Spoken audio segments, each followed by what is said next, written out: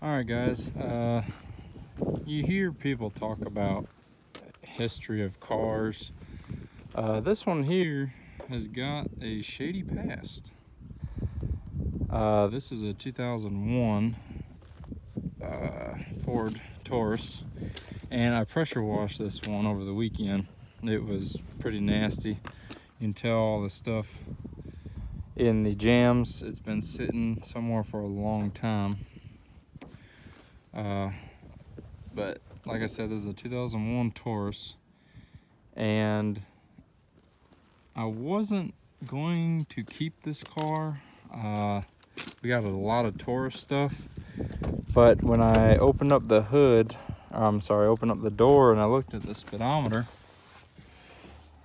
it's only showing 44,153 miles. I said, how can a vehicle have that low mileage look so terrible? You can tell that whatever was on this car pretty much ate the paint off the moldings as well. It's been sitting somewhere for a long time. It completely ruined the paint on the roof, and the hood, the clear coat, is pretty much dead. But when I pressure washed it, you could actually see inside, and there was a piece of paper on the dash. I'll show you guys this piece of paper. Now I'm gonna cross out these suspects here if I can. But this is MT Airy Police Department storage lot impound vehicle information. This is supposed to be placed on the dash, and this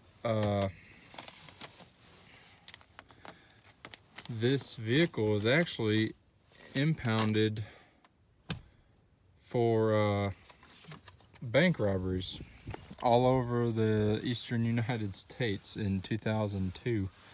They seized this vehicle and put it in an impound lot, and I guess that is where it has been its whole life. The interior in it looks really clean.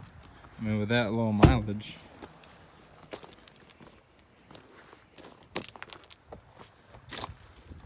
And also, you can tell this is a North Carolina inspection sticker.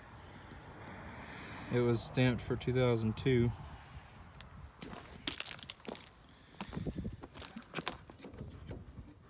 It does not have a key, but we did start this vehicle. It does run. Ran a little rough at first. I mean, it's been sitting for years, but it did fire up, it did run, and it did start to smooth out.